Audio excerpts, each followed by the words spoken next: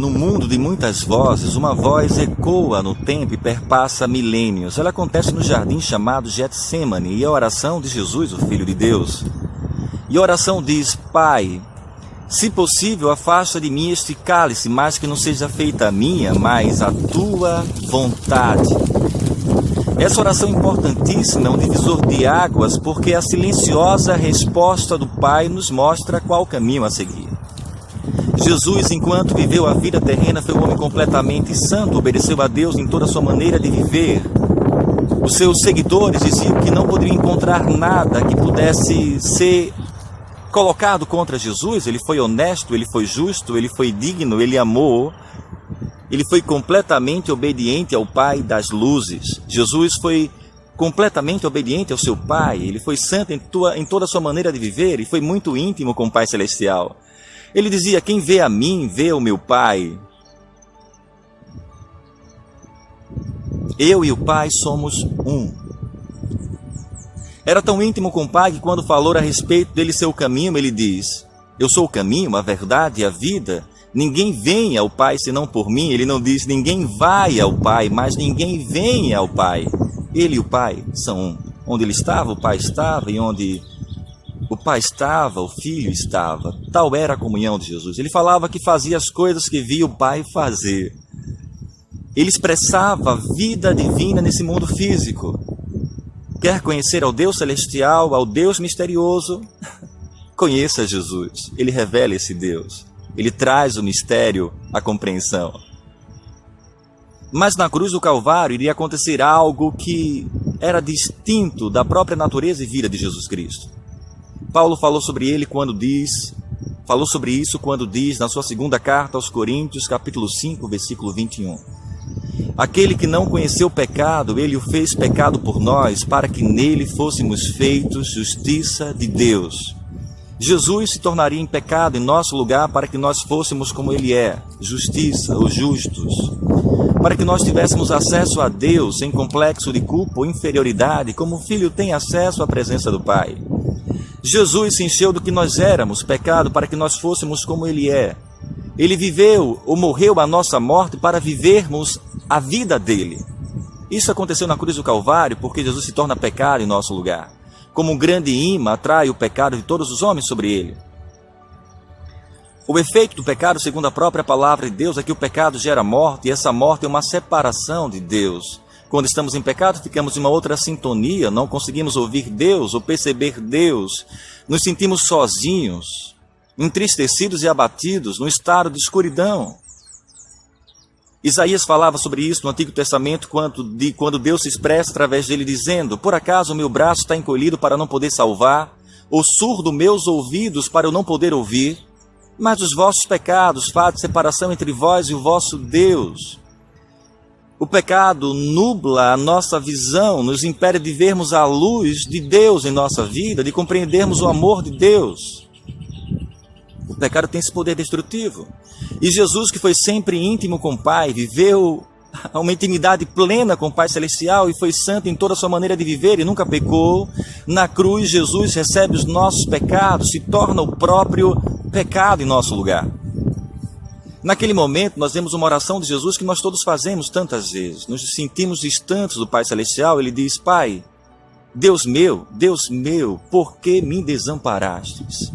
Naquele momento, pela primeira vez na história, na eternidade, o Filho se sente distante do Pai Celestial. O pecado causa isso, nublou a visão do Filho. Jesus assumiu a nossa morte ali, mas Jesus consegue transcender em diversos aspectos. Ele consegue amar os seus algozes até a última hora. Ele diz: Pai, perdoa-lhes porque não sabem o que fazem. E Jesus também consegue transcender em confiança ao Pai, porque diz: em tuas mãos entrego o meu espírito. Ele confiou e ele amou, mas ele sentiu o que nós sentimos. Ele sentiu-se sozinho. Jesus assumiu a nossa morte para que nós pudéssemos viver a sua vida. E no Getsêmani, a oração de Jesus, ela é muito verdadeira. Jesus sabia o que iria passar. Esse processo de receber o nosso pecado sobre ele, a cruz não era um fenômeno físico. A dor da cruz era muito mais do que uma dor física, era uma dor de separação da vida. Pai, se possível, afasta de mim este cálice. Se tivesse uma forma, Deus teria feito. Se tivesse alguma religião que viesse surgir, algum profeta ou Messias, se o procedimento moral pudesse salvar o homem, Deus teria poupado Jesus e Jesus não se entregaria na cruz do Calvário. Se a reencarnação fosse um fato e pudéssemos, através de sucessivas reencarnações e da boa caridade, da boa obra, nos auto-lapidar, nos auto-aperfeiçoar e chegarmos à perfeição, Jesus não precisaria morrer na cruz do Calvário. Jesus é muito mais do que um exemplo a ser seguido, ele é o Salvador. Quem crer nele, conforme as Escrituras, será salvo. O próprio Jesus anunciou: ide por todo mundo e pregai o evangelho a toda criatura. Quem crê e for batizado será salvo. Quem não crê já está condenado. Não será, já está. O nosso estado sem Jesus é um estado de trevas, distante do Pai.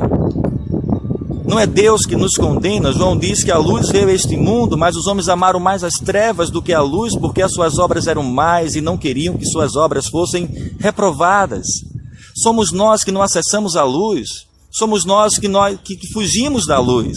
Mas a luz está aí, a porta está aberta, o caminho Jesus conquistou. Quando Jesus na cruz bradou: está consumado, o véu do templo se rasgou de alto a baixo. O véu que separava a presença de Deus dos homens foi rasgado, significando dizer que agora nós temos acesso à presença de Deus. Basta crermos, basta confiarmos. Onde quer que você esteja, quem quer que você seja, não importa o que você já fez, arrependa-se dos seus erros, mude o seu caminho, que haja uma metanoia, uma mudança de mente e também uma mudança de procedimento. E confesse a Jesus como Senhor e Salvador. Confessar a Jesus como Senhor e Salvador é receber a salvação. Paulo dizia: se você crer com seu coração e confessar a Jesus como Senhor e Salvador, será salvo. A salvação é uma dádiva que vem até nós, e a fé é como braços que se estendem até Jesus e recebe tamanha salvação, tão grande salvação. Eu não sou salvo pelo que eu faço, eu sou salvo porque Ele fez por mim. Se o homem pudesse se auto-salvar, Jesus não precisaria vir. Essa é a grande mensagem, essa é a boa notícia. Ele conquistou o caminho, Ele abriu a porta. Logicamente, depois de salvo, com a vida de Deus em mim, eu vou fluir em boas ações, eu vou fluir em boas obras.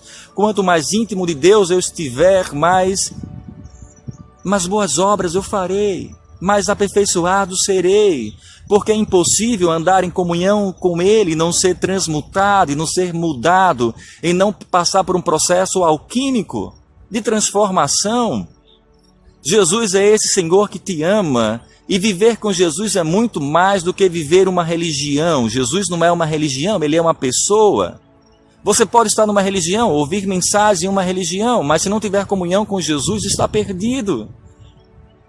Alguém já disse que dormir numa garagem não faz de você um carro. Dormir no estábulo não faz de você um cavalo. Sentar em um banco de uma igreja não faz de você um cristão. Você precisa acessá-lo por meio da fé e ter comunhão com Ele. E Ele te convida. Eu sou o caminho, venha. Eu sou a porta, bata nessa porta para que ela se abra para você. E você vai acessar coisas inimagináveis e vai experimentar o que é de fato a vida com Deus. Eu me entristeço quando vejo pessoas que não creem em Jesus falando de Jesus como se conhecesse Jesus. Não se conhece Jesus pelo que Ele fez simplesmente, ou lendo a Bíblia, o livro sobre Ele, tendo o pensamento concatenado, organizado sobre Jesus. Não. Tudo isso pode apontar para o caminho, se for correto, conforme as Escrituras nos mostram o caminho. Mas o experimentar o caminho, ele acontece quando você crê. Creia em Jesus e será salvo. Estevão, quando estava sendo apedrejado por seguir a Jesus Cristo, diz a Bíblia que ele olha para os céus e vê Jesus à destra do Pai nas alturas, e o Espírito estava sobre ele. Quem crê em Jesus, mesmo em meio à maior adversidade, terá uma compreensão do que é a vida com o Pai. Que você possa, nesta manhã, abrir o seu coração para Jesus Cristo, Senhor e Salvador. Deus te ama tanto e não há nada que você venha fazer de bom que fará Deus amar mais você. Não há nada que você venha fazer de ruim que fará Deus amar menos você. Deus o ama. Toda a vida, ao aceitar esse amor, você será uma pessoa melhor. Um melhor pai, um melhor filho, um melhor cônjuge, um melhor funcionário na sua empresa, um melhor cidadão, uma melhor pessoa. E se você não vive essa vida de transformação, de autoaperfeiçoamento, você precisa voltar a ter comunhão com Deus. Deus te ama Deus te chama, Ele é o Salvador. E a resposta do Getsemane para todos nós é: não há nenhum outro caminho, não há nenhuma outra forma. Foi por isso que Jesus precisou enfrentar e viver a cruz por você. Mas Ele não permaneceu na cruz, Ele ressuscitou dentre os mortos. Está à destra do Pai nas alturas e reina soberano como Senhor do Universo. E um dia Ele voltará. Enquanto isso, nos resta declará-lo, falar sobre Ele, com todo respeito a todas as pessoas, as suas crenças, lutar pelo direito de cada um ter a sua própria crença e ver a vida como deseja, mas ao mesmo tempo, por amor, não picalar e anunciar esse Cristo que deixou essa tão bela mensagem, que Deus ama o homem e providenciou um caminho de acesso a Ele através de Jesus. Que Deus te abençoe nesta manhã, graça e paz.